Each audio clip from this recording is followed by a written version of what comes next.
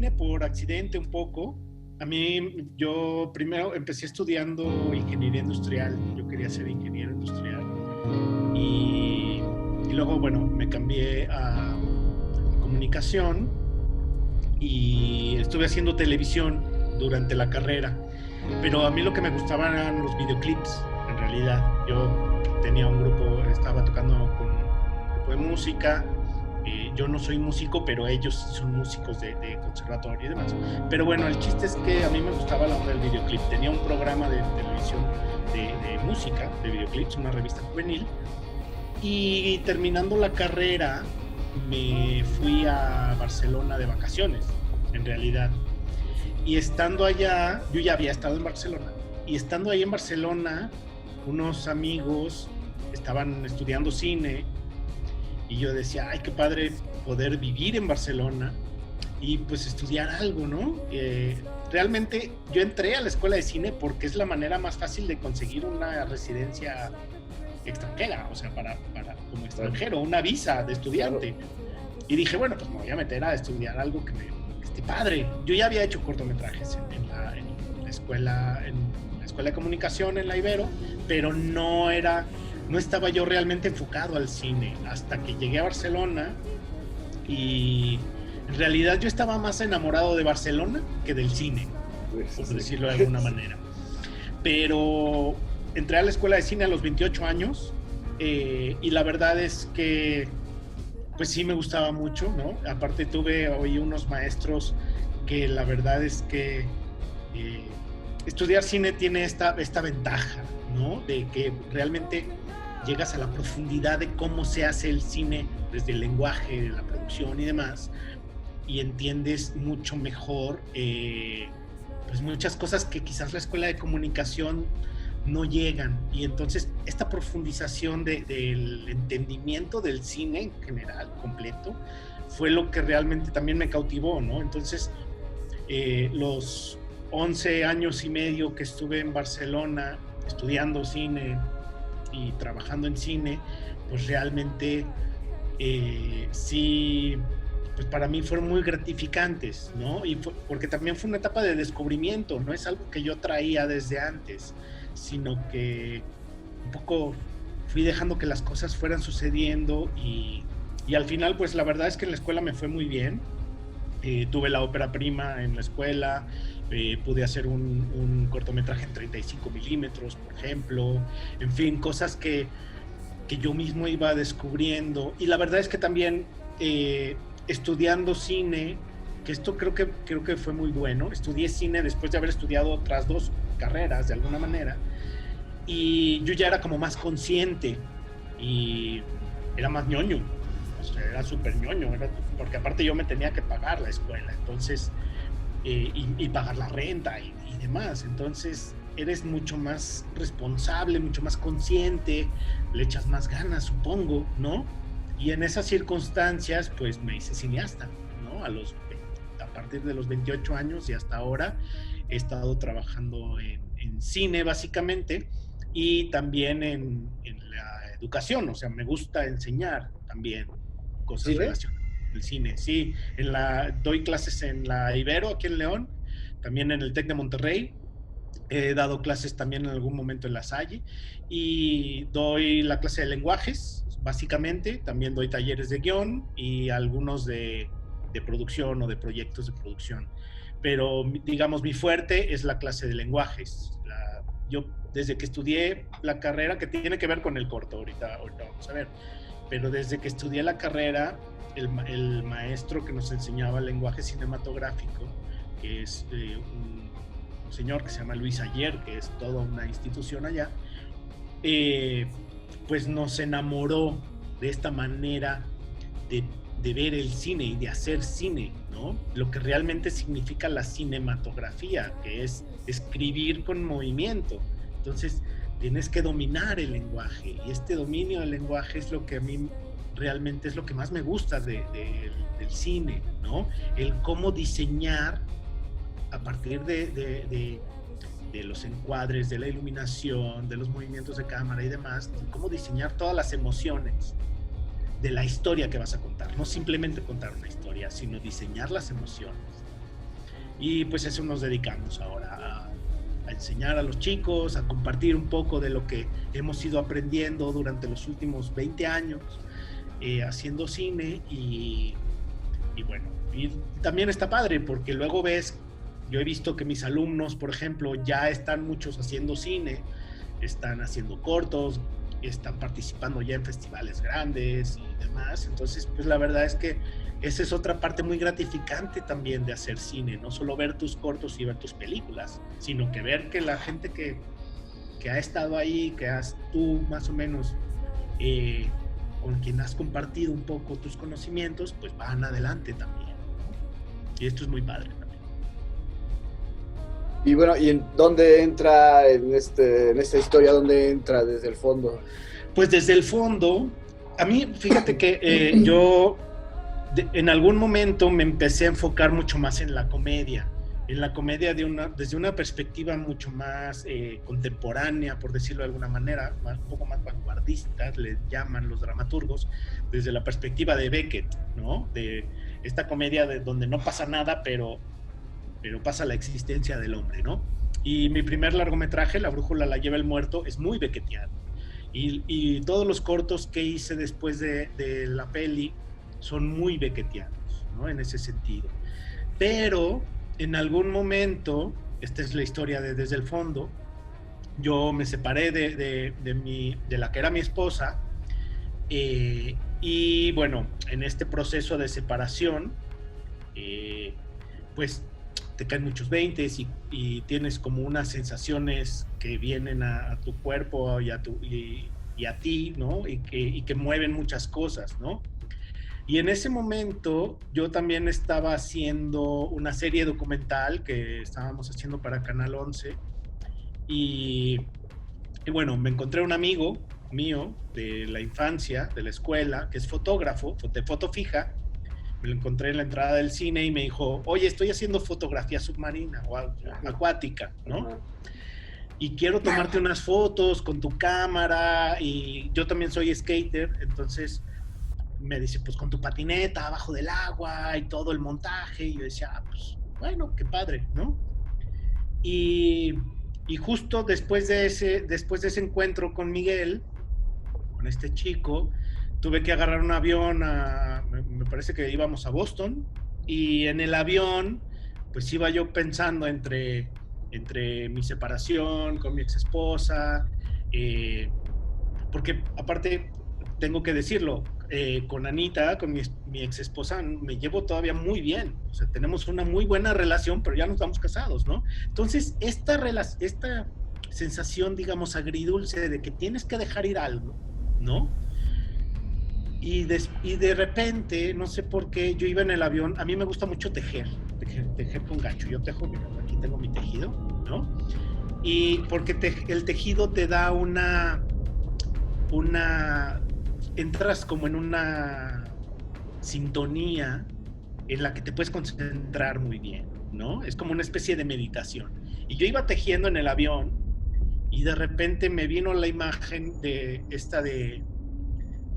mi amigo que me dijo de la fotografía submarina, y yo con estas sensaciones y demás, y ahí empezó, pues se unieron, digamos, estas dos ideas, y de ahí salió el guión de Desde el Fondo.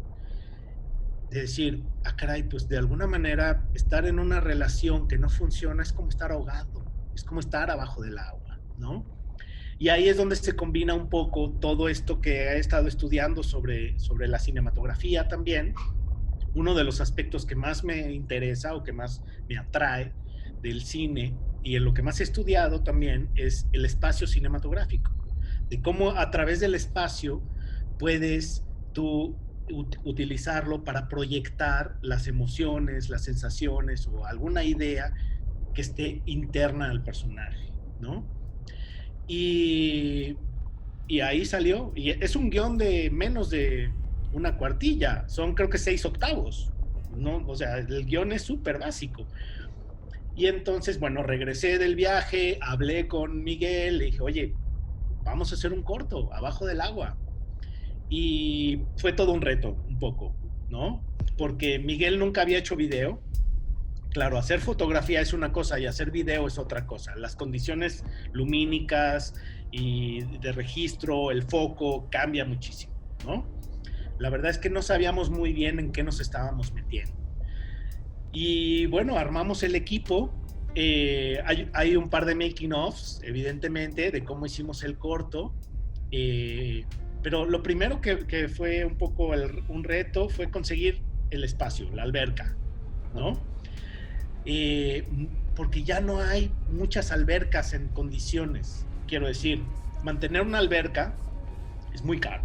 Una alberca que tuviera las dimensiones que nosotros necesitábamos, que era de una altura mínimo de 1,60, que estuviera calientita y demás.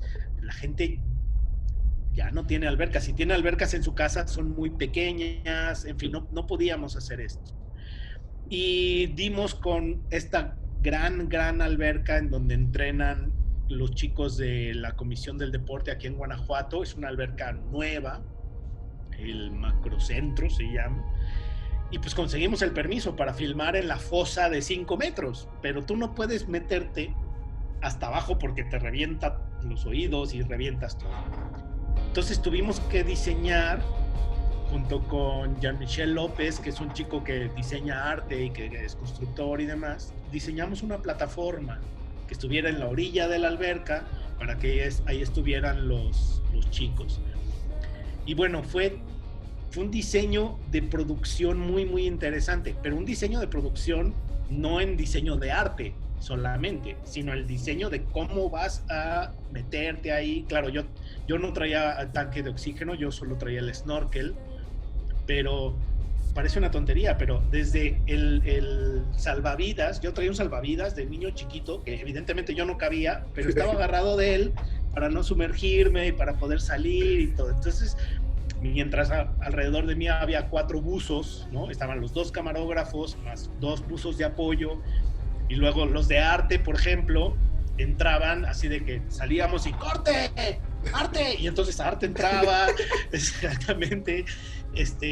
La script, que es mi esposa actual, Claudia, la script me decía, ¿es buena? Y yo, sí, es buena. Entonces llevábamos todo. Fue un proceso bien divertido, la verdad. Aunque el cortometraje tiene una sensación, o tiene una idea, una historia que puede ser triste, la verdad es que nos la pasamos bomba haciendo el cortometraje, ¿no? Porque aparte lo hicimos para un rally. Entonces lo tuvimos que filmar en un día. Nosotros tuvimos que entrar a la alberca, teníamos llamado a las 6 de la mañana y a las 4 de la tarde ya teníamos que estar afuera. Entonces hicimos un shooting list súper específico. Yo tenía ahí a mi asistente de dirección, Beto Cerrillo, que ya me acompaña desde hace 8 años y ya nos conocemos bien, trabajamos muy bien. Entonces, sobre el shooting list, a ver, sigue un plano medio en perfil, sigue esto, y teníamos ya todo muy bien controlado. Porque aparte, esa alberca tiene un recubrimiento especial, tiene un plástico pegado a la pared y al piso, que no se puede tocar. Cuesta 3 millones de pesos y no se puede tocar porque eso controla el pH y el no sé qué y la temperatura. Entonces dijimos, a ver, si tenemos algún accidente, si se nos cae la mesa o algo, nos va a salir carísimo, ¿no? Bueno, en fin, de hecho se cayó la mesa, pero los buzos alcanzaron a agarrarla, ¿no? Era una mesa de metal, aparte, porque tenía que caer, sí. Y en fin, bueno, la verdad es que nosotros estamos muy contentos con el corto. La verdad es que es un corto que funciona muy bien. Es una idea pues muy sencilla, pero que finalmente llega a decir y a hacer sentir a la gente lo que queríamos que sintieran, ¿no? Es muy efectivo en ese sentido, no solo en el efecto, sino en el efecto, no sé si me explico. Y de rodaje fue, dices, de 6 de la mañana a 4 de la tarde, y en planeación y en post, ¿cuánto?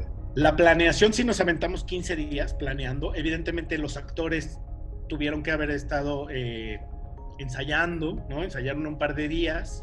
Yo ya había trabajado con Luis Fernando y con Ana Sofía era la primera vez que trabajaba.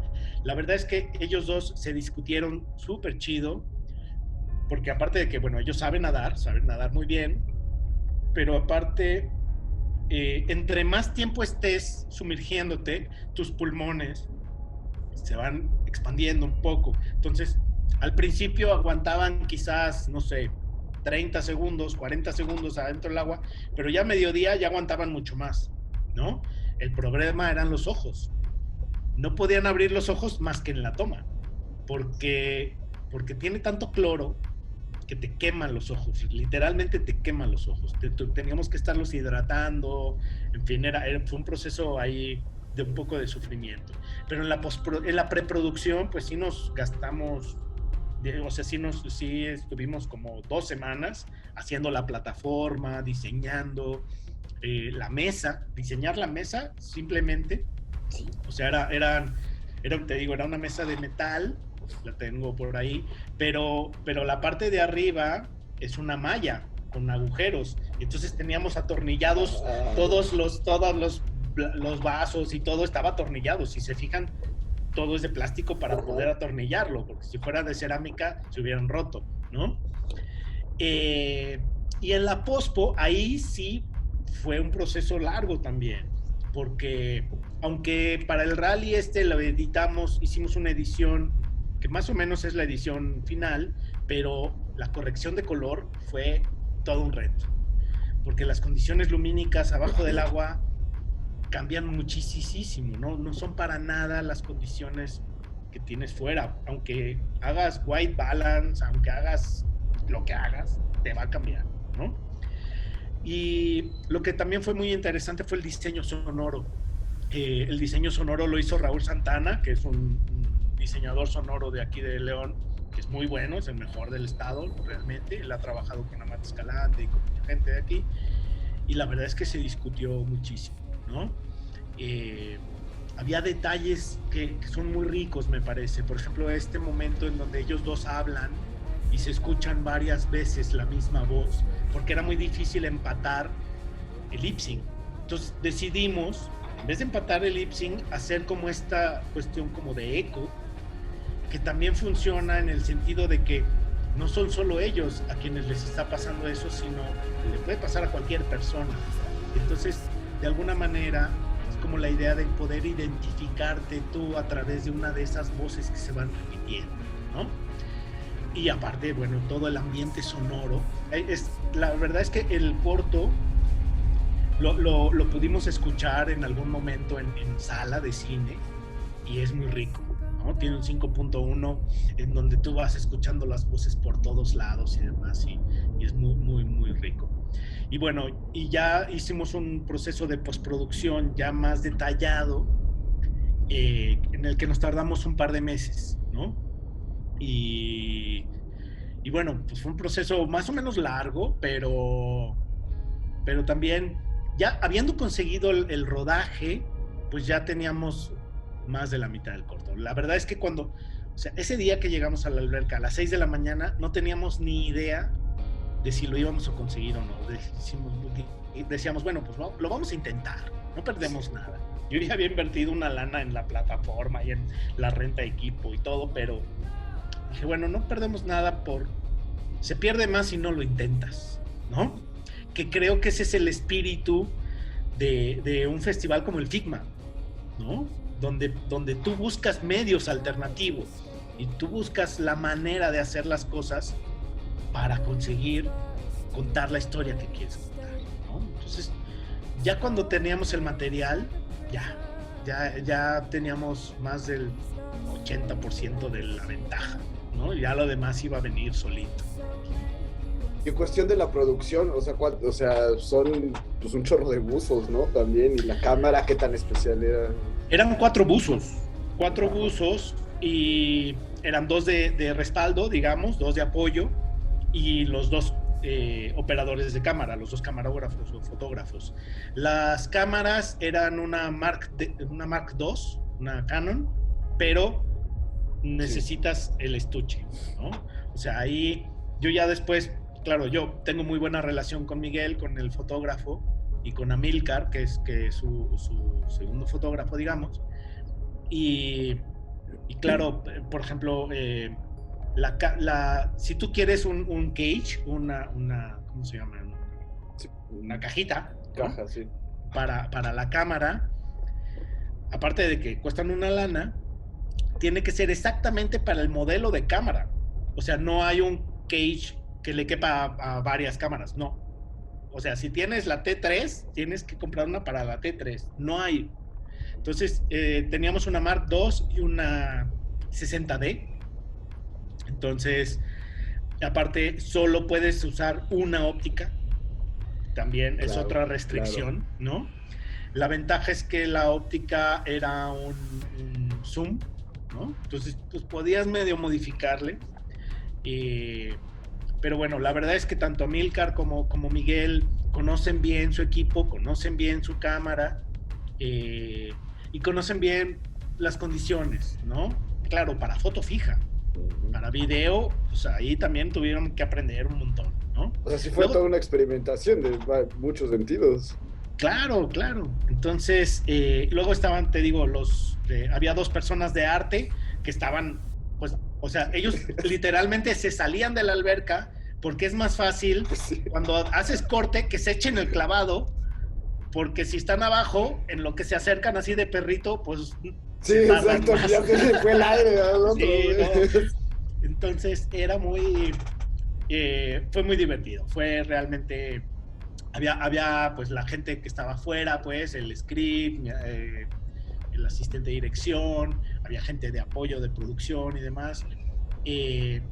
Fue, no sé, a mí la verdad es que es una de los cortometrajes que más me ha traído como una sensación de satisfacción y de que qué padre que hago esto, la verdad. O sea, muchas veces, seguramente a muchos realizadores, directores y demás, les pasa que dices, ¿por qué estoy haciendo esto? ¿Por qué estoy sufriendo haciendo películas? Pues cuando llega alguien y te dice, oye, vi tu corto y pues me acabo de separar, y dices, ay, pues ahí está el sentido de por qué hacemos lo que hacemos, ¿no? Y bueno, yo estoy muy contento. Mira, ahora la gente lo sigue viendo y me lo siguen pidiendo y creo que es un corto que puede dar mucho. Ahorita estoy viendo, por ejemplo, estoy haciendo una maestría en fotografía y parte de mi tesis pues es este corto, ¿no? Es lo que quisimos decir y cómo lo dijimos, ¿no? Con este corto. Entonces, y son 5 minutos, ¿no? Muchas veces en 5 minutos puedes contar algo mucho más puntual, mucho más específico, directo, que en un largometraje quizás, o no sé, ¿no? Estamos muy contentos. ¿Y de recursos, o sea, qué tan caro fue y qué tan difícil? Pues no hice la cuenta completa, pero sí fueron como 80,000 pesos, por lo menos, en rodaje, ¿no? Pero yo estaba acostumbrado a hacer cortometrajes de catering, o sea, en que te gastas, ¿qué? 2,000 pesos en el catering.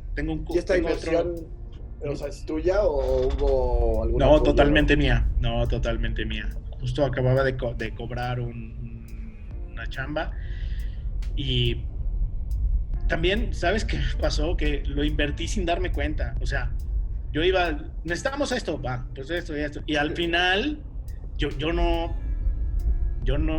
había entrado en el papel de productor. Y entonces, cuando me di cuenta cuánto había gastado, dije, chale, pues bueno. Entonces, y la verdad es que, bueno, te digo, dio frutos, estuvo en muchos festivales, en muchos lugares, ¿no? Tuvo bastante eco, ¿no? Y eso es lo importante. Finalmente, creo que es como invertir en tu propio currículum, en tu carta de presentación también, ¿sí? Yo, por ejemplo, el año pasado estuve en una residencia en Berlín, estuve trabajando en el desarrollo de mi tercer largometraje, y algo que me pedían mucho era este corto, ¿no? Entonces era como de, ay, vamos a pasar cortos en algún festivalito, en algún bar o lo que sea, y me pedían el corto, ¿no? Entonces, es una carta, y muchas veces los productores y demás casi no te piden cortos cuando vas a hacer una tercera película, quieren ver tus otras pelis, ¿no? Pero este corto es como tan preciso, tan puntual, que resultó muy bien. O sea, yo no estoy arrepentido de haber invertido el dinero que invertí en el corto por eso, porque finalmente pues ha dado algunos resultados, ¿no? Y estuvimos a punto de ir a Cannes con el corto. Hay un festival en California que se llama el Fine Cut, que es por votación. Y íbamos ganando la votación y de repente el corto que iba en segundo lugar era un corto sobre migración y Siria y no sé qué, y al final Al Jazeera los promovió y nos ganaron por 1000 votos, pues, pero nosotros íbamos ya muy bien. Quiero decir, un cortometraje experimental en español y demás, que le gane a un cortometraje gringo hecho en inglés y demás. Pero bueno, finalmente en los lugares en donde hemos podido participar y demás, hemos tenido bastante buena respuesta, ¿no? de la gente. Y como maestro y como creador, ¿cuál es tu postura con las nuevas tecnologías, los nuevos lenguajes? Es que ahí, por ejemplo, yo es algo que enseño mucho en clase, por lo menos. O sea, yo les enseño desde cuáles fueron los descubrimientos o cuáles fueron las aportaciones, por ejemplo, de Griffith en El nacimiento de una nación o en Intolerancia, hace 105 años ya, ¿no? Y cómo de alguna manera, o La vanguardia rusa, o el lenguaje como tal, sigue siendo más o menos el mismo. Porque mucha gente dice, ay, sí, yo con un celular puedo hacer un corto. Sí, técnicamente, pero el lenguaje también lo tienes que conocer, ¿no? Y puedes hacerlo con una GoPro, con lo que sea. Entonces, yo creo que finalmente sí es importante no solo conocer los avances tecnológicos, sino también saber cuál es el origen, cuál es la forma, ¿no? Más bien, cuál es el fondo, cómo vas a diseñar esa emoción, más que cómo lo vas a producir, ¿no?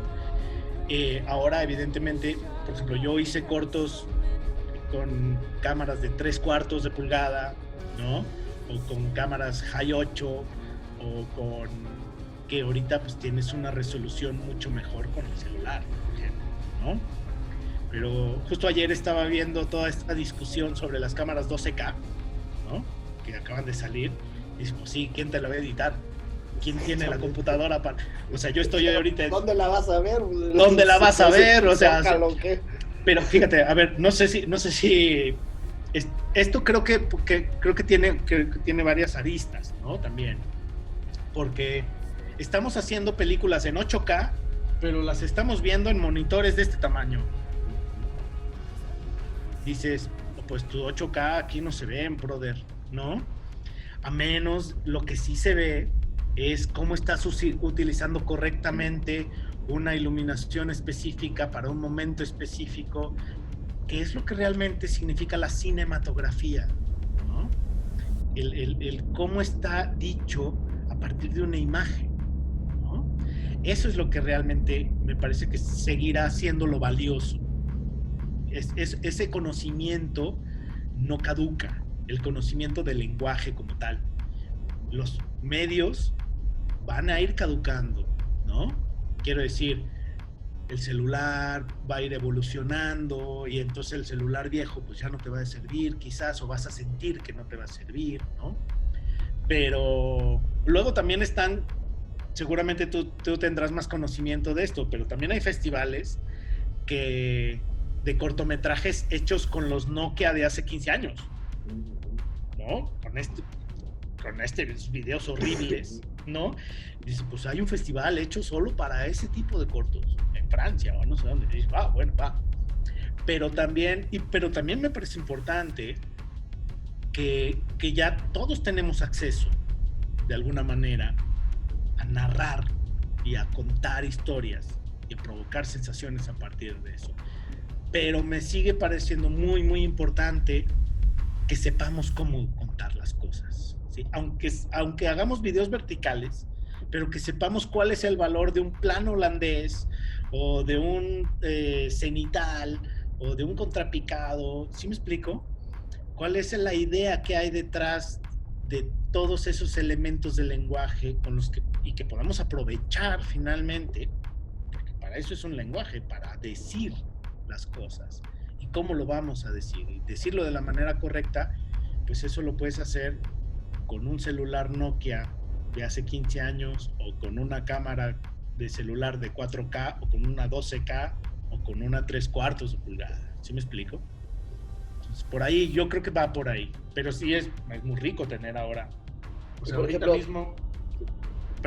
mismo, o sea, aquí en mi, tengo el 1, 2, 3 y estas 4 cámaras. Sí. Hace 20 años, pues tenías tu VHS o así y bien te iba, o hace 30 años, ¿no? Y sigue siendo cine si lo ves en celular o lo ves en pantalla grande. Ahora, por ejemplo, no podemos ir a los cines. Exacto. ¿Eso que hacemos sigue siendo cine? Es que el cine no es el medio, el cine es el mensaje, cómo está contado, ¿sí? No sé, por ejemplo, el otro día estaba platicando con alguien, no sé si has visto esta película que se llama Un Día Perfecto, de Netflix, de Fernando León de Aranoa. Bueno, hay un momento que es muy cinematográfico, eso es el cine, en el que ellos llegan y se ven adentro de una casa toda destruida, con un espejo todo roto, y abajo hay una fotografía de los papás del niño del que van a rescatar un balón. Ese momento, ya no voy a contar más porque lo voy a spoilerear, pero ese momento es cine puro. Eso es cine, porque lo que está diciendo ese plano, eso es cinematográfico. Si lo hicieron con un celular, o lo hicieron con una cámara de 35 milímetros, o con lo que sea que hayan hecho, lo que hay en la pantalla, eso es el cine, no es la pantalla misma. No sé si me explico. Sí, entonces, o para mí por lo menos, eso es cine, ¿no? Y el cine no se va a morir nunca. En el medio que tú lo veas, si lo ves en una pantallita chiquita o si lo ves en la gran pantalla, evidentemente la sensación es diferente, ¿no? Pero ahora mismo tú puedes tener un iPad con una resolución. Mira, vamos a ser honestos, hay cines en México, cadenas de cines, que la proyección es espantosa y el sonido es espantoso. Prefiero muchas veces ver una película en mi iPad que en algunos cines mexicanos, ¿no? También hay otros que lo cuidan mucho, ¿no? Entonces, el cine está más allá de la pantalla, no está en la pantalla. Sí, ahora, bueno, las plataformas están apostando un poco por poner cortos también, ¿no? Algo que los cines no han hecho, por ejemplo. Exacto. Y bueno, está YouTube y está el Vimeo y está además, pero también, aunque estén ahí, creo que también otra cosa importante, que es lo que en donde entran ustedes, es la comunidad, ¿no? Entonces, donde invitas a la gente a ver ese contenido. Yo puedo estarle picando al YouTube y estar viendo puras tonterías. Sí, exacto. O sea, está disponible ahí al mundo, la cosa es encontrarlo, o sea. Exactamente, ¿no? Y entonces, esta idea de comunidad es también lo que puede hacernos reflexionar sobre qué sigue, cómo vamos a trabajar a partir de ahora, ¿no? Y cómo vamos a compartir nuestros contenidos.